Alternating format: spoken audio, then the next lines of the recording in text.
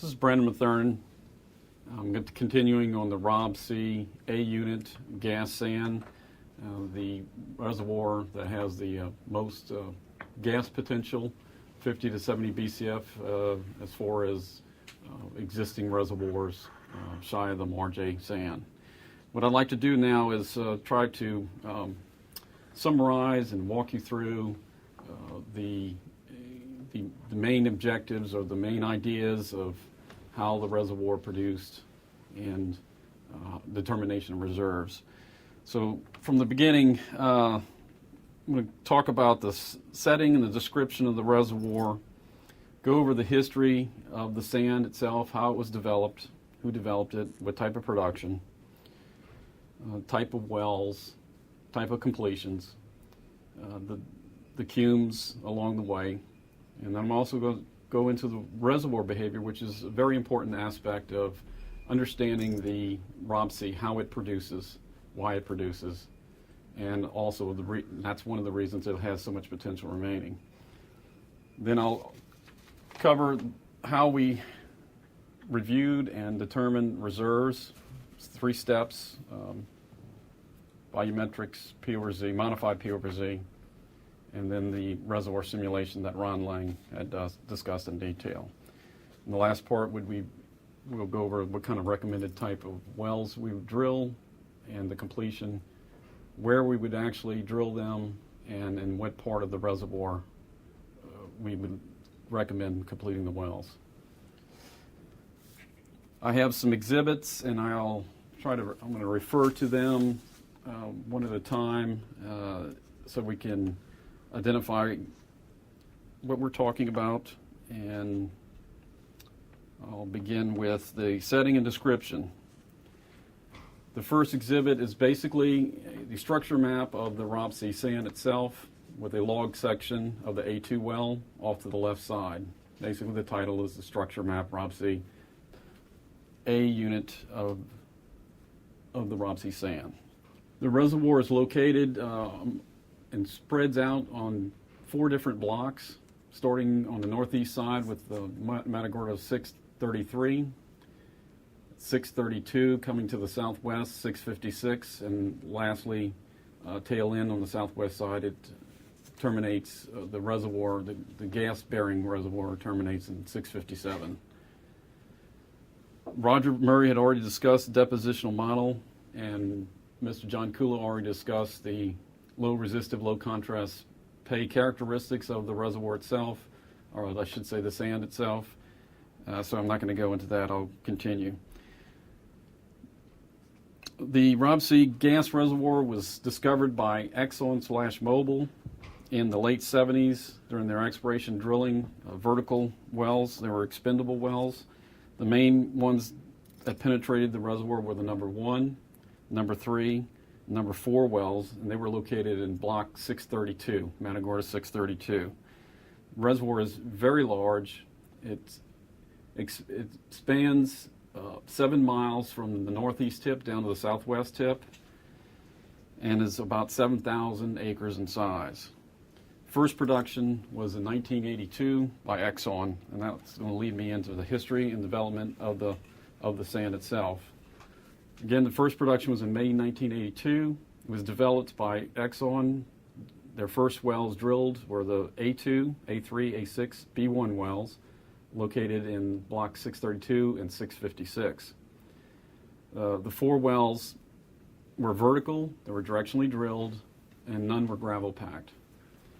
I'm moving to the next exhibit, which is basically a production plot over time, spanning 1982 to the present.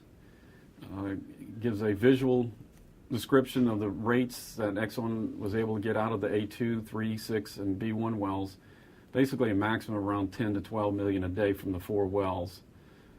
The production history of the A2, A3, A6, and number B1 well that Exxon had drilled spanned from 1982 to approximately the early part of 1986. The wells, again, they produced at the highest rate of around 10 to 12 million a day, with a typical decline in rate towards the end, beginning around 1990 to 1995, rates were anywhere between 1 and 2 million a day. The wells were not gravel packed, therefore there was a lot of sand control issues. Many of the wells had either sanded up or had sanding issues where the rates had to be pinched back. The A6 well was gravel packed, but never performed nearly as good as it had before the gravel pack was installed in the well. The B1 well was basically a failure, produced very little, and it was due to poor sand quality and also sanding problems in the well. During that 14-year period, 1982 to 1996, the 4 wells cumed 20 BCF. And again, they were plagued by sand production. Starting in 1996, mid-1990, Exxon recognized the potential use of horizontal wells, and that's somewhat of an assumption, but notes in the files indicate that Exxon did recognize the potential of using horizontal wells to help the productivity of the Rob C sand. Therefore, they had planned 3 sidetracks in 1996. A2 sidetrack was the first horizontal put in place, followed by the A3 sidetrack and the A6 sidetrack. The A6 sidetrack was a failure. Mechanically, it was a failure. The rates seen on the plot of production over time shows that the A2 sidetrack and the A3 sidetrack horizontal wells came on production around 10 to 15 million a day each well, which was much higher than the vertical wells. Again, the horizontals were not gravel packed. The technology of that time was that the industry could not and was not gravel packing horizontals. As a result, even the horizontal wells that Exxon drilled had sanding problems. In 1997, Enron picked up the lease just to the east of Block 632, which was Block 633, and must have recognized the potential of the Rob C as they drilled the B1, B2, B3 wells as horizontals, and they came on at 10 to 15 million, similar to the Exxon wells. During the period of 1996 to an arbitrary cutoff around 2002, which was only 6 years, the horizontal wells cumed over 55 BCF as compared to the 14 years of only 20 BCF of vertical wells. That's an important distinction, that the horizontal wells, despite their sanding problems and sand issues, was quite productive and much more productive than the vertical wells. In 1998, Exxon continued their development, and also as a response to the Enron wells in 633, they drilled the A2 sidetrack, A2 sidetrack 2, and the A8 well. All 3 were horizontals.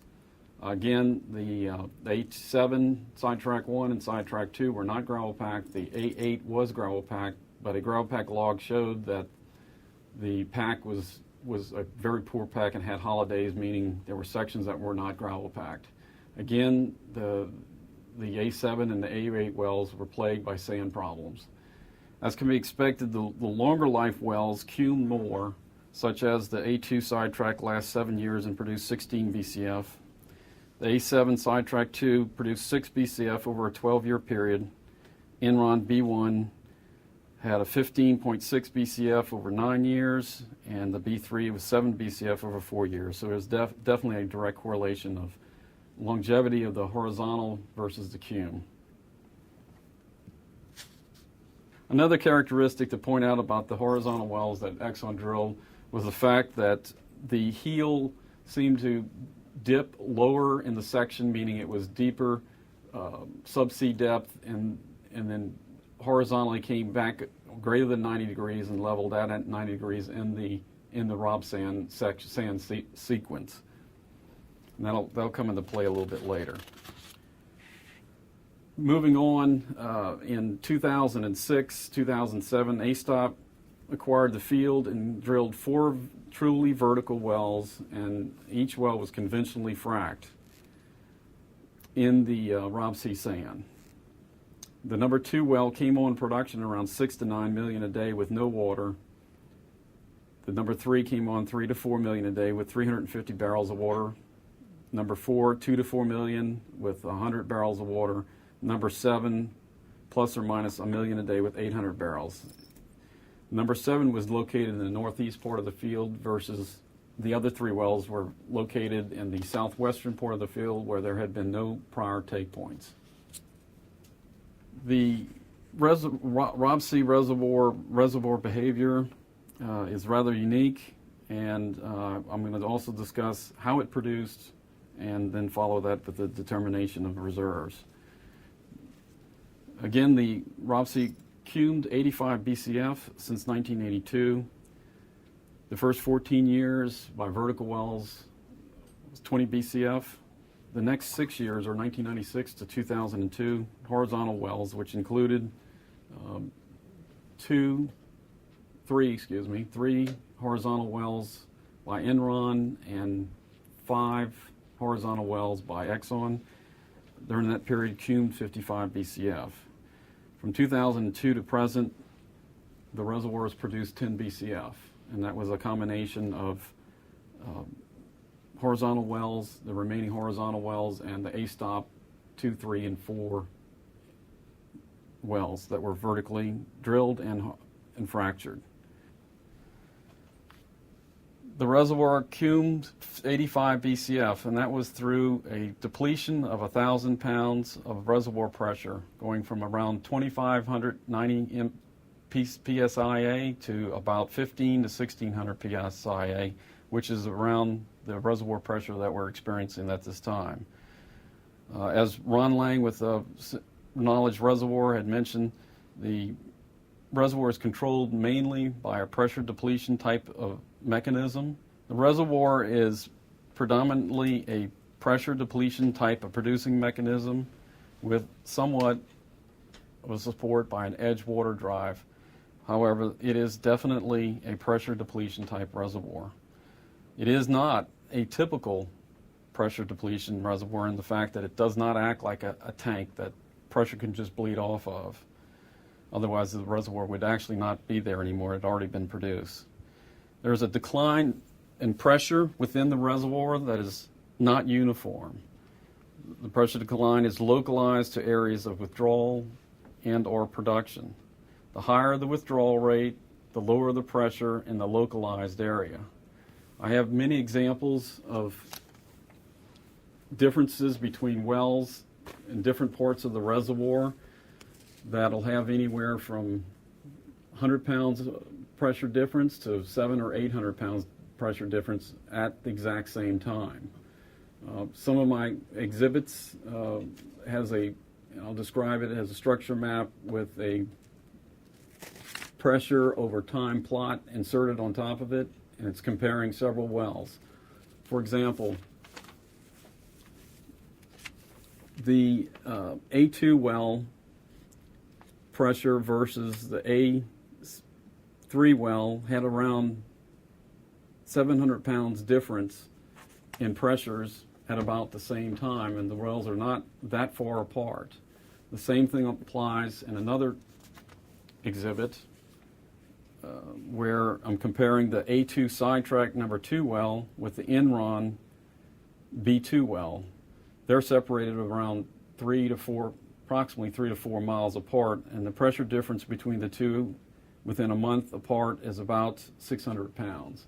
So it's real good description and real good evidence that the reservoir has pressure gradients